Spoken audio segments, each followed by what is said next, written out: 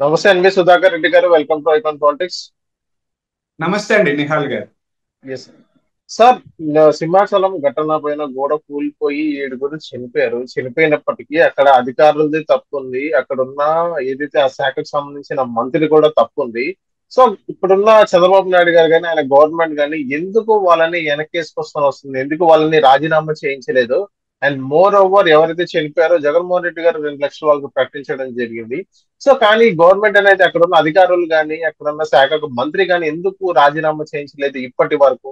నిహాల్ గారు, ఇది పాత రోజుల్లో ఉండేదండి. ఊరికే చెప్తాను.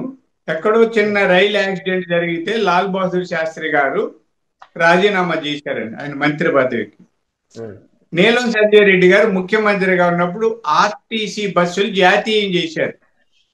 అక్కడ చిన్న చొరక వేశారు హైకోర్టు. నువ్వు కర్నూలు నుంచే పలాని వాళ్ళ బస్సులే ఎందుకు చేయాలి, ఎక్కడో నువ్వు రాజకీయ కక్షతో చేసినట్టు కనిపిస్తోందని ఒక వ్యాఖ్యానం చేస్తే ఆయన రాజీనామా చేశారు. ఇది ఆ రోజుల్లో అలా ఉండేది, విమర్శలు అవి వస్తేనే. తర్వాత ఆలోచించే ప్రతిదానికి రాజీనామా చేస్తూ పోతే ఎవరు ఉండం.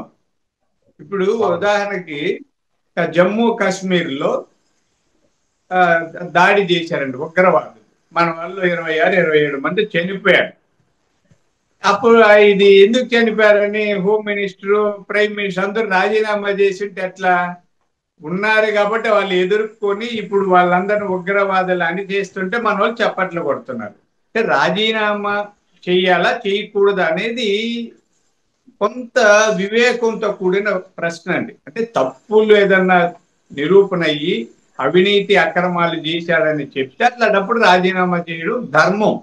చేయకపోయినా పదవి పోతారు. ఇప్పుడు గాలి జనార్దన్ రెడ్డి గారు జైలుకి వెళ్ళారు, 7 ఏళ్ళు శిక్ష పడింది. 2 ఏళ్ల కంటే ఎక్కువ శిక్ష పడితే అతనికి ఉన్న పదవి పోతుంది, తీసేస్తారు.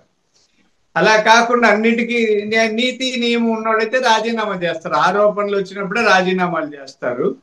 అది వేరు. ఇక్కడ ఇది చెప్తానండి.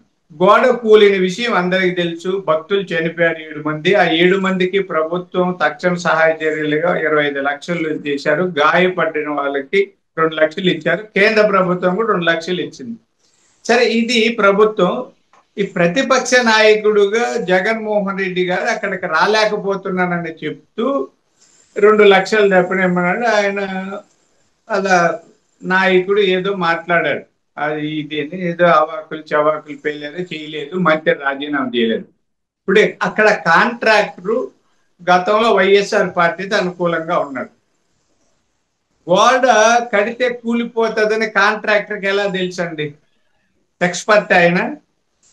ఆయన ఎక్స్పర్ట్ కాదండి. గోడ ఎలా కట్టాలి, స్పెసిఫికేషన్స్ ఎలా ఉండాలి, ఎత్తైన గోడ కట్టాలంటే ఏం చేయాలనేది ఇంజనీర్లు. ఇప్పుడు మా చిన్నప్పుడు 2వ అంతస్తు మేడ కడితే చాలా గొప్ప విషయం. అమ్మ 2 అంతస్తులు రావాలి ఇల్లు అనేవాళ్ళు. పైన ఒక అంతస్తు వేస్తే ఈ రోజులు ఆ, అది ఎన్ని అంతస్తులు, 20, 30, 100 ఎన్ని ఉన్నాయో మనది ప్రపంచ అన్ని అంతస్తులు కడితే కూడా కూలిపోవడం లేదు.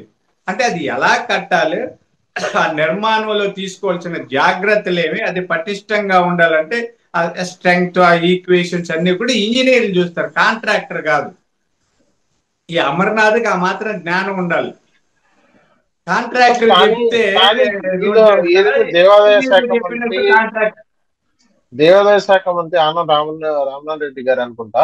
సో ఆయన కూడా రాజీనామా చేయాలి. గతంలో కూడా ఇదే తిరుపతి ఇన్సిడెంట్ జరిగిన తర్వాత అక్కడున్న బిఆర్ నాయుడు కూడా రాజీనామా చేయాలి, వీళ్ళందరూ తప్పు చేశారు కాబట్టి రాజీనామా చేయాలని వీళ్ళందరూ అంటున్నారు. దాని పట్ల మీరు ఎందుకు వాళ్ళని వెనకేసుకొస్తున్నారు?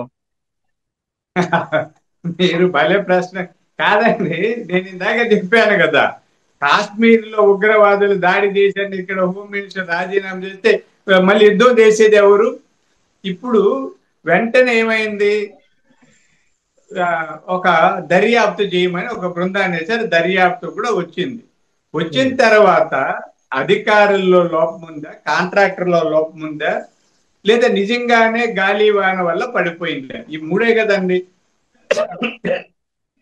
ఒక్కొక్కసారి ఏది నిజమో కూడా చెప్పలేమని.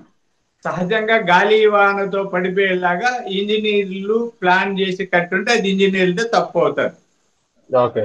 అది ఎవరిది తప్పో దర్యాప్తులో తేలిన తర్వాత వాళ్ళని శిక్షిస్తారు, లేకపోతే వాళ్ళ మీద చర్యలు తీసుకు, అది ప్రభుత్వం చేసే పని. అంతే తప్ప ఎక్కడ ఏదో ఒకటి జరిగిన దానికంతా రాజీనామాలు చేస్తూ పోతే రోజు ఎలక్షన్లు పెట్టుకుంటూ ఉండాలండి.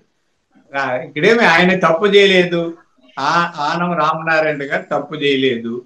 ఎక్కడో ఒక గోడ కూలితే దానికి మంత్రికి ఈ ప్రమేయం ఉందని చెప్పడం తప్పు. మంత్రి అయినా ముఖ్యం ఎవరైనా అండి. నేనేమి చంద్రబాబు నాయుడు గారి గురించి చెప్పడం లేదు, జగన్మోహన్ రెడ్డి గారైనా అంతే, ఇంకొక నాయకుడు అయినా అంతే. ఎక్కడెక్కడ జరుగుతూ ఉంటుందండి. ఎక్కడెక్కడన్నా ఒక యాక్సిడెంట్ జరుగుతుందండి. యాక్సిడెంట్ జరిగితే వాడు రాంగ్ సైడ్ ఏదో బుద్ధి చేసేసి ఆ ఏరియాలో ఉన్న ట్రాఫిక్ సిఐ రాజీనామా చేయాలి, లేదా డిఎస్పీ రాజీనామా చేయాలని అంటామా? లేదు కోర్టు ఎదురుగా మర్డర్లు జరుగుతాయి, కోర్టు భవనం ముందు మర్డర్లు జరుగుతాయి, కోర్టు హాల్లో మర్డర్లు జరిగిన సందర్భాలు కూడా ఈ దేశంలో ఉన్నాయి. ఆ జడ్జిని రాజీనామా చేయమని అడుగుతామా? జడ్జి ముందర ఒకరినొకడు పొడిచి చంపేస్తాడండి.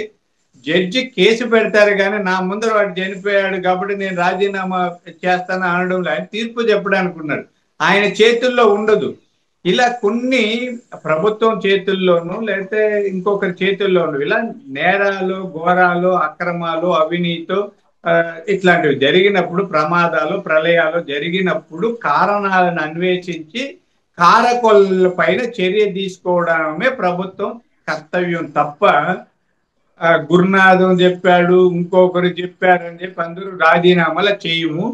ఆయన ఎప్పుడైనా అలా చేశారా? ఏమండి, బట్టలిప్పి తిరిగిన ఎంపీని సస్పెండ్ చేశారా? మర్డర్లు చేసిన ఎమ్మెల్యేలని, మంత్రుల్ని సస్పెండ్ చేశారా?